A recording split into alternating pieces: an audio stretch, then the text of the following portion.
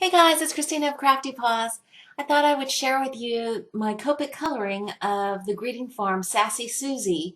She's a member of the Wild Sprouts series, and I just thought she was really cute. So I'm coloring her up with kind of fall colors, and I'm starting off with just some basic skin colors. I'm using E50, 51, and 53, and then a light pink blush with R30. And all I'm doing is putting down a light coat of the lightest color, E50, and then going along the edges and kind of under where her bangs are with the medium tone, 51, and then putting in the darkest accents of E53. And I'm putting in the darkest accents also in the little bit of her neck and in her little hands that are showing. I'm also drawing in, as you just saw, kind of the bridge of her nose. Since the greeting farm images generally don't have noses, I thought it would just be, nice to add that little bit of a detail, just the kind of reference for her nose. By the way, just so the video doesn't get too long, I am showing you my Copic coloring at double the normal speed. And here I'm just going to add a little touch of blush under her eyes and that little tiny space between her eyes and her the lower part of her mouth, and that's with R30, and I'm blending out the edges with E50. And that's it for the skin. For her coat, I decided I was going to kind of use my own shearling coat. Now, I've had my coat for over 20 years and I love it. It's kind of this dark green, forest green color, and then the trim is actually black. And so I'm giving her the same coat and I'm using some green colors. I actually made this coat a little bit lighter than my real coat, just because I wanted the image to be a little bit cuter, lighter, brighter. And the little tip that I wanted to share with you guys about coloring clothes with Copic markers is, see right there, I'm putting in kind of pleats or kind of folds into the coat that don't exist in the simple stamped image. And I think that adds a bit of realism and makes clothing in particular look more realistic when you color. So just because the stamp doesn't have that fold in it or that kind of rippled look, doesn't mean that you can't add it. And I think when you do, it really adds a kind of a depth to stamped images.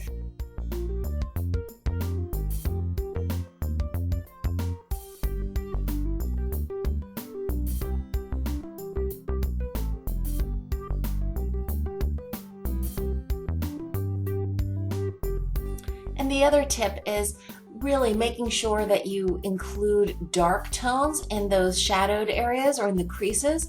That adds an extra depth and richness to the coloring. This next part is what I think most people consider to be the trickiest part of Copic coloring, and that's coloring hair. And I think the biggest tip that I can share with you guys here is just to think about your light source and where it would hit the hair. And with the greeting farm images, it's really much easier than a lot of other images because there isn't a lot of detail. I mean, her hair looks really chunky here, right? So it's relatively easy to figure out kind of where the light would hit if the light source was directly in front of her. And I'm just picking out some colors to give her kind of an auburn colored hair. I start with E11 and then I add some reddish tones. I'm going to list all the Copic markers, by the way, on my blog post where I shared this card that I'm making with her. And I'll link to that below.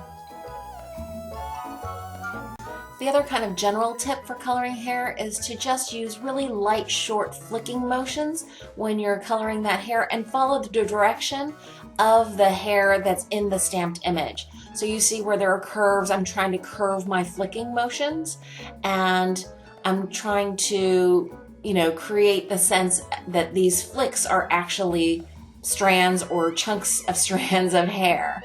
And the other thing, I guess, is just to take your time. Don't rush doing hair. It's this is the fun part of coloring stamped images, right? So enjoy it. I'm actually a pretty messy colorer, so you see that I'm coloring outside the lines here especially on the edges of her hair. And I'm not worried about that because I'd always planned to fussy cut this image out and inking the edges with a black felt marker so that you don't see the edges of the cut paper. And so that hides a lot of kind of messy coloring, which generally is the way I color. It's hard for me to stay in the lines, especially with alcohol markers that are nice and juicy. Yeah, I'm going to be quiet for a while just so you guys can listen to some music and watch me finish coloring this image.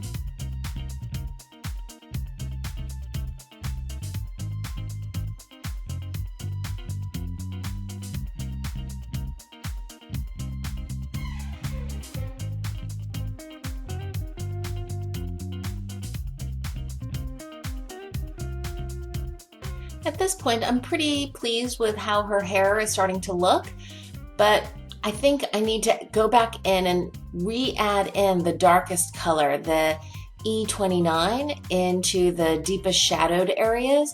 And I think doing that is going to add a depth and a richness to her hair coloring that you don't get if you just leave it, with the last colors that you're using being kind of the mid-tone colors. Just adding in those little accents with the darkest color really helps a lot.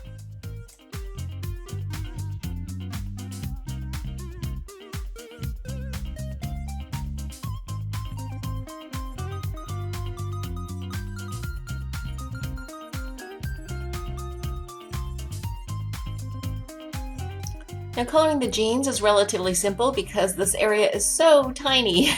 I lay in the lightest color first, and then I'm trying to figure out how I can put in a little bit of shadowing but not lose the light color jeans that I want her to be wearing. I follow in the little creased areas by her pockets, by the edges of her jeans, and in her zipper area. And I'm also trying to be cognizant of where the shadows are going to fall from her coat that overlaps in front of her jeans.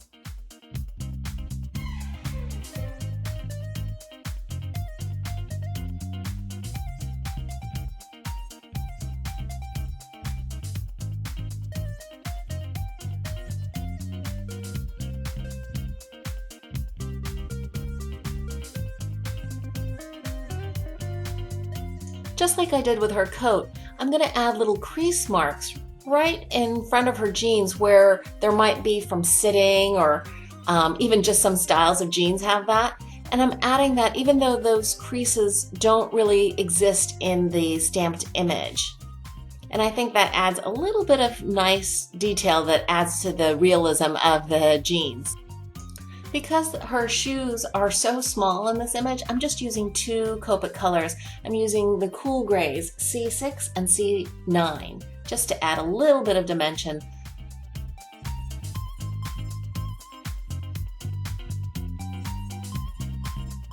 For Susie's little tee, I wanted it to look like it was a white t-shirt, so I'm using C1 and C3 just to add just the tiniest bit of shadow.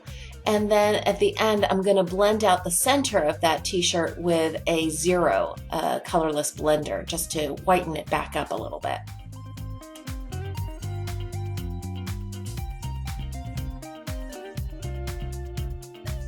For the furry part of the shearling coat, I'm using a dotting technique to color that up. I start with the lightest C color that I'm using. I think this is C3. And I'm putting dots all around that kind of fur trim. And then I will be layering on slightly darker dots and then the darkest colored dots. I'm not worried about highlights or things like that because I think in general, furry areas like this, especially that are so small, you're not going to be seeing highlights and lowlights. And I think just using the different colors of gray, the different lighter and darker shades, gives you enough of that textured feeling. I think this dotting coloring technique gives the look of kind of a nubby, furry texture.